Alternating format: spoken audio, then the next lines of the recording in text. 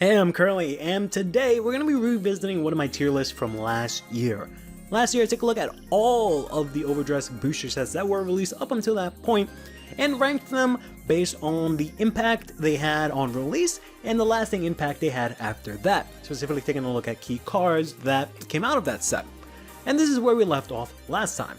Of course, last time I left off with the release of Festival Collection 2022. And as you probably noticed by now, we're doing this again thanks to the release of Festival Collection 2023. So we're going to take a look at everything that's been released since then and make some guesses on some of the upcoming products that are going to be released up until this guy should be over here. Actually, up until basically set 12, since we don't know if we're getting Token Rambo at this point, and it seems 100% confirmed we're not getting Monster Strike.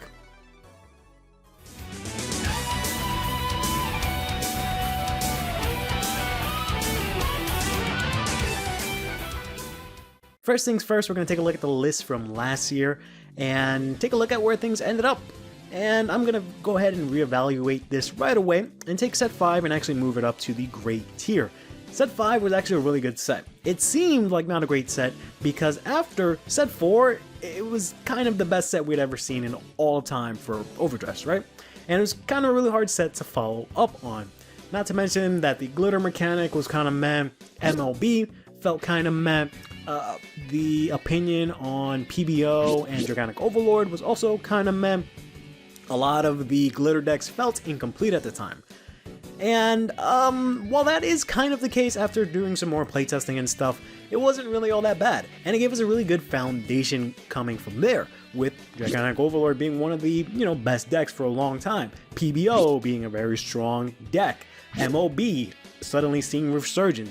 Eva being the best deck for a very long time, as well as many of the other glitter decks actually having some time to shine. So this was actually a very good set in my opinion. We're going to take set 2 for Lyrical, and we're actually going to put it at the bottom of Neat. I think this was judged a little bit too harshly, and I think it was an okay set. I don't think it was a bad set, it was just fine. Whereas I think set 1 was actually not that great. At the time, yes, it was pretty good, but over time, a lot of that stuff in that set really doesn't have a lot of value. To this date, I think this is the cheapest Overdress booster set that you can actually get. Just because there's just not a lot of good things in there. The most you can get out of that are some crits and some heals. You really don't need, the draws or the fronts that don't have an effect. You don't use a lot of the units there. A lot of them are early cards that aren't very good. So we're going to put them down here. And we're going to take set 3 and we're going to move it down here to Neat. Set 3 was fine. I don't think it deserves great per se. Didn't really have a crazy lasting impact. It did give us, Flagberg and Gravidia, who had a really long lasting impact, but those decks aren't really seeing a lot right now, and some of the cards are seeing still play, like Drilling Angel for example, but overall I think it was just neat. Shaman King we're going to elevate to great, because this was actually a really good set. One of the best collab sets we got, at least in English. And it was the last collab set that we got in English so far, at least pure collab set. So I actually think this was really good. Unlike the Record of Ragnarok, I think this was actually really bad. A lot of the decks just were not great. The quality of the set was not great, both in terms of the cards and the cards themselves. So we're going to move that down to not great. And last but not least, we're going to go ahead and take Festival Collection 2022 and put it in Neat. This set was fine. A lot of the things that came out of this set turned out to be not super playable. It seemed a little bit cooler on the first impression, but not so much after that. But it was still a decent set, especially compared to the previous one, right? So with that out of the way, we can move on to the new stuff that has happened since we last did this tier list. We're going to take the 3 trial decks, we're going to move them into not great temporarily, just so they're in sight, don't worry. So these decks were pretty interesting. They have a lot of faults and a lot of greats. One of the great things they had was, of course, that they introduced to Elementria Sanctitude. And this is, up until literally right now, the only way to get this card. Pretty much a year since it's been released in English, they just in July did a way to get it, get an extra way to get it, whereas the only other way to get it was, aside from the trial decks, was as a BCS championship award, right? So that was great, but that led to these decks being extremely expensive, with I think the Youthberg one being like $70 at some point. I think all of these are really hard to find. The only one that's left is the Leonard one, and that one is still $30 just because of the price of the actual Elemented Sandcatcher. So I'm gonna actually say that the Leonard one was not so great. And the other guys, they were fine. Some of their cards are still seen play, like we still use Lin. So maybe we'll put this in neat. Whereas some of the other extra cards that we got, aside from Cadwalla, who's still good, but he doesn't really see a lot of play, possibly due to the fact that he's really hard to get. So we'll put him at the top and not great for now. Then we got set 6.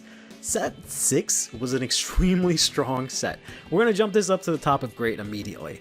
Set 6 was great just because of the fact that it gave us reprints for the overtriggers, which, if you know from my price video that I did around that time, was one of the reasons that a lot of decks were really expensive at the time. We had the Dragon Empire overtrigger nearing $30, the Brancade overtrigger nearing $30, with Eva not even being at the forefront of the meta at that point just yet. So getting those reprints was amazing. On top of that, we also got additional triggers. Also very good. We had spent a very long time without getting any triggers. We had gotten some from the trial deck, but this was released, right after the trial deck, so we didn't really get a lot of time to appreciate those as much, aside from the dog. So we'll put the Leonorn trial deck a little bit above, just because it gave us the dog critical trigger. But, yeah, we got reprints for both the overtrigger and technically for the triggers, because we got extra triggers out of that.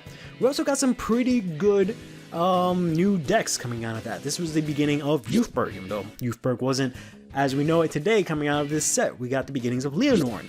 We got the beginnings of the new Nirvana. We got a lot of crazy stable cards, such as like the Combine Rusher. We got a whole brand new deck in Heroes. So this was a really strong set. And to this date, I think this is the most expensive set that is, priced. It's priced at a very high value because it's just a lot of the cards are very high value. So this is the most expensive set out of all of these, where it's usually not sold at like the normal price. It's actually upmarked just because of how, valuable it is, right? So that's set 6. Then next up, we've got ourselves the Lyrical Set 3. This one's a bit unfortunate because when it was first announced, it had a bit of controversy and unhappiness around it because of the fact that Set 2 was kind of whatever, right? We had these girls from Set 6, some of them even from when they were released. Did I say Set 6? Set 1, when they were first released, weren't exactly the best, right? The shining star, of course, being Lornerol, which is strange that I guess they knew, which is why they put her here on top. So, yeah, damn, that's crazy. Alicyl's not even here. Some of them didn't really get the support that they needed right off the bat. Set 2 didn't really do a lot for just about any of these decks, even the 2 new decks that were introduced, right? Didn't really get a lot out of that. So when Set 3 for Lyrical was announced and they decided to go, oh, by the way, we've got 6 brand new girls on top of that, didn't look very good because there's a lot of concern about the, existing 8 that we had up until that point. Then, after a while, the set was released. It turned out to be really fun. A lot of the new girls were pretty good. There was some pretty good pieces in there. It turned out to be a decent set in Japan. However, leading up to when we were getting it in English, we had another kerfuffle where it was announced that the LSRs, the high rarity, the DSR equivalent for this set, was actually going to be tied to an NFT, which didn't exactly go over too well. So that's kind of something that I think weighed down this set a bit, to the point where some people were trying to boycott and not buy this set a lot. That didn't end up being, relevant in the end. Bushiroad, to their credit, responded saying that this is presumably the last time they'll be doing that. They've heard our voices, and well, this set was actually pretty good because it had a lot of really strong pieces for Lyrical, as well as Bermuda Triangle. And, a lot of strong decks came out of this, such as with Thesia, which was very strong even up until this date. Some of the other decks were still, relatively okay compared to how set 1 the girls came out of the box, and set 2 how the girls came out of the box. Set 3 definitely let these new girls play a lot better immediately, right? Of course, it did not really help out anyone else too much, I don't think. I think everyone got a little bit of support, just some stuff they can use, but not really anything. So we're gonna put this the top of neat for now. All right. Then we got ourselves set 7. Set 7 was a weird one because this was released around the time of Deer Days, and this was around that time in that November, December, October era. November, December, where we had this huge high for Vanguard over the summer, and then we hit these sort of controversial lows, at least from an online perspective, because after the whole NFT thing, and then we got into this whole thing with Deer Days being too expensive, as well as the DLC. So things were kind of rough to be online playing Vanguard. Set 7 kind of snuck in there. But this set is more notoriously known for having the support for Youthberg, which is pretty much the most expensive deck for Overdress, and this is the set that let that happen. Other than that, this set is very strange because it actually supports many different decks, right?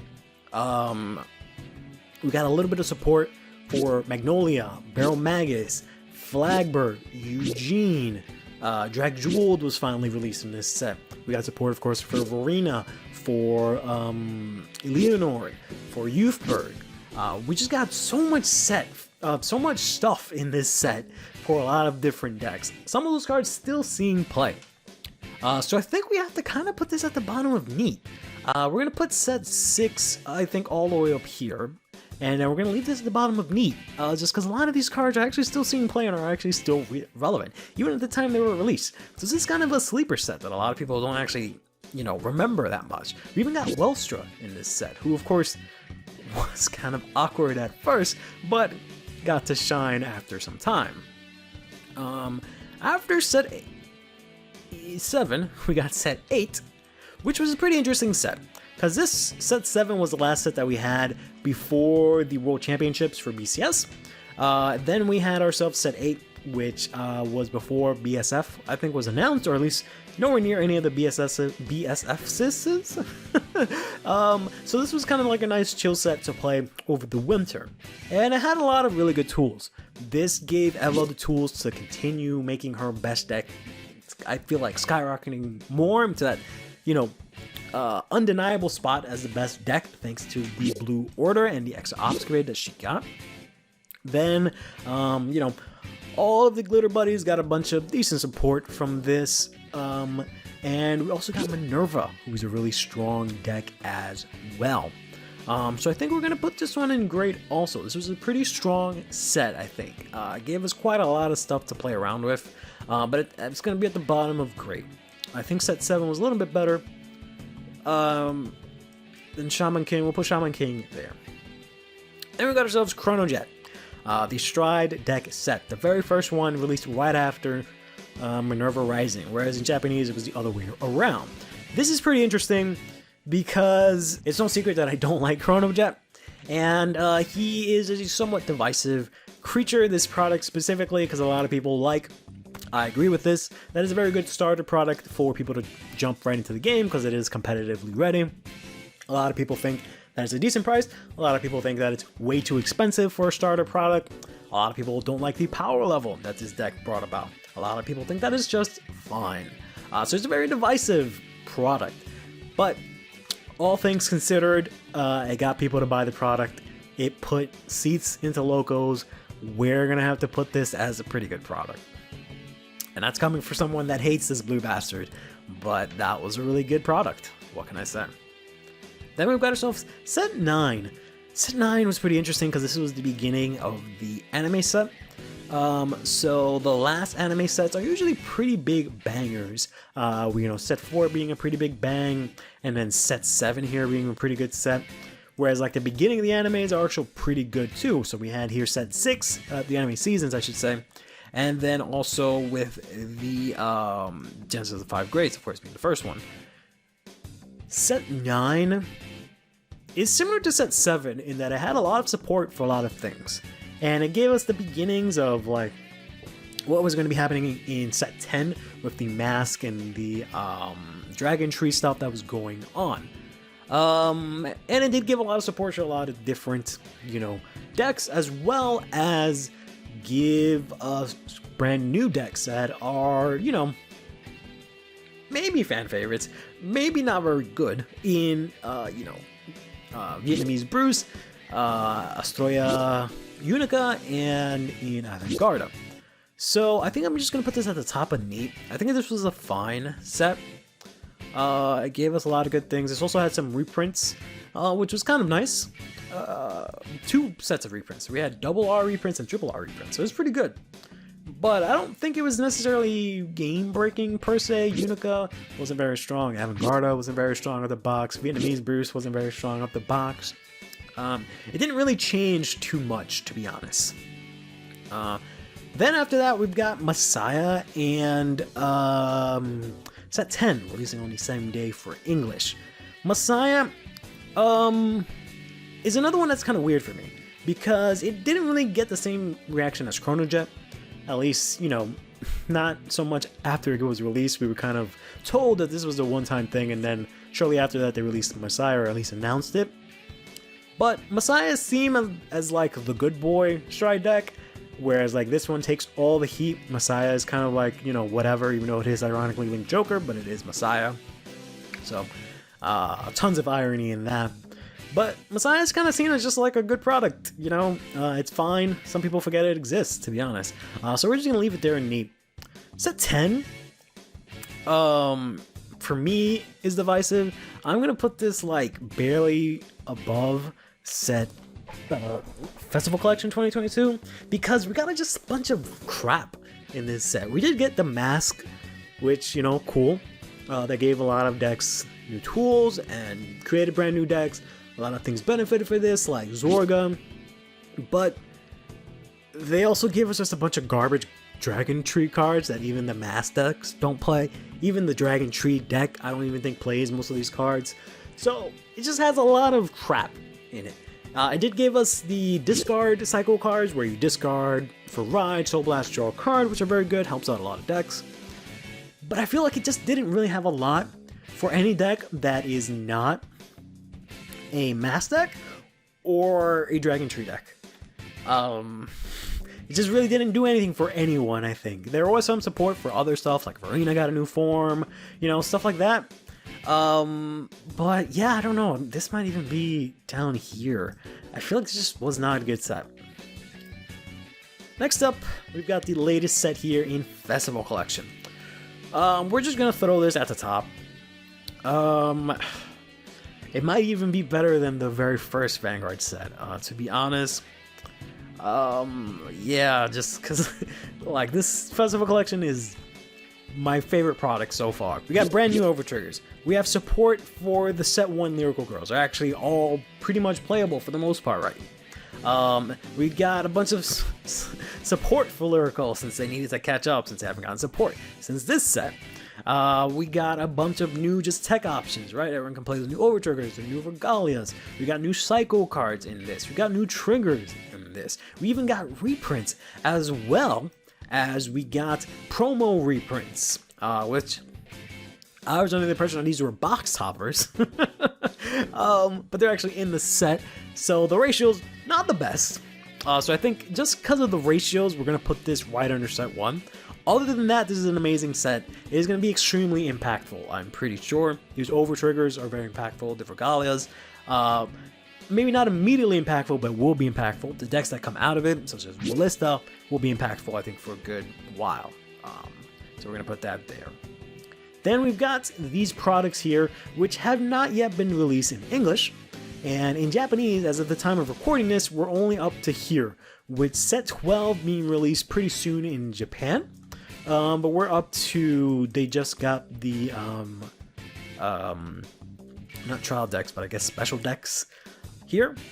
So set 11 actually did release in Japan, and I have played around with set 11 a little bit.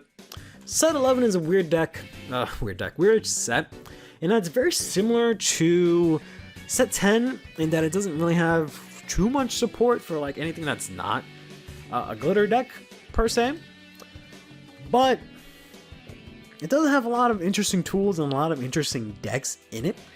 So we're actually going to put it in the top of neat here, just because it doesn't, from my knowledge right now, it doesn't really provide anything for anyone else except for these guys on the cover here and some of the encounters and, you know, the decks that are released in this set, which is a good handful of decks, but doesn't have anything in terms of like good generics. We have these new generic cycles, which are for orders. I don't think any of them are really seeing play. Some of them don't matter for every deck. So maybe I can argue it's like the bottom of great, but the deck's not even, I keep saying deck, the set's not even out yet, so I don't know if I can say that. Next up, we've got the 3 stand-up series special decks. I don't know what they actually call these, but we've got these guys, and this gives you a deck box, sleeves, and a storage container for each of the cards here, plus a extra pack that has reprints. And the reprints in this are insanely good. So that alone tosses them to at least into neat. Way better than all of these trial decks, right? The cards and the deck themselves, I think, are actually really good. In terms of a starter product, I think this is actually really good. So I'm actually going to put this into great, honestly. I think these are priced really well. You get a lot of bang for your buck in many ways, shapes, or form. These are pretty cool decks to start out with.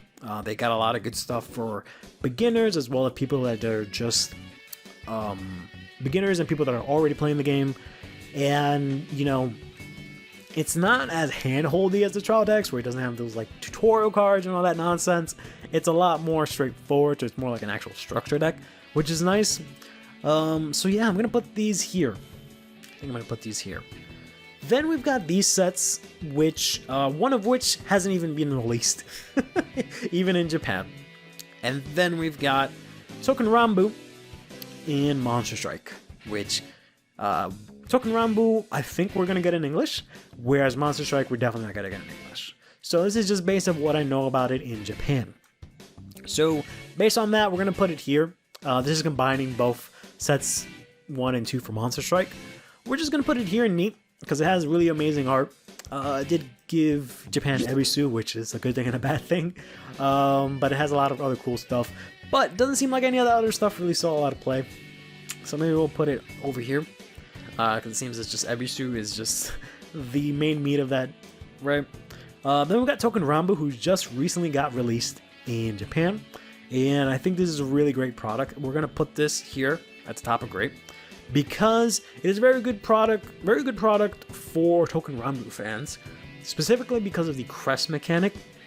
Aside from the fact that a lot of the decks in this set are actually, you know, really strong now, especially considering the first set, but it also, I just really love the crest mechanic because it lets you pick any of the sword boys that you want and make them into your Vanguard, and I think that is just absolutely amazing. I think playing a card game is an expression of who you are and, you know, your interest and your experience and all that.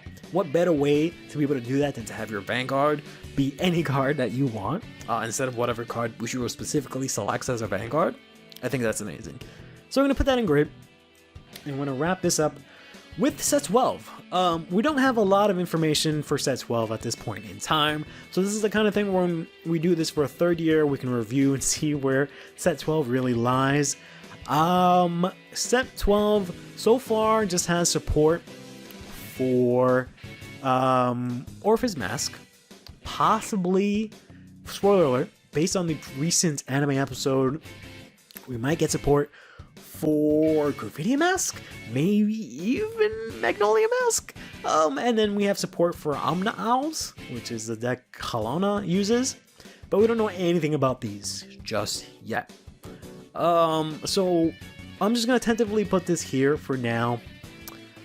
I don't know how this set is gonna go, because typically the first sets for the anime seasons are usually bangers.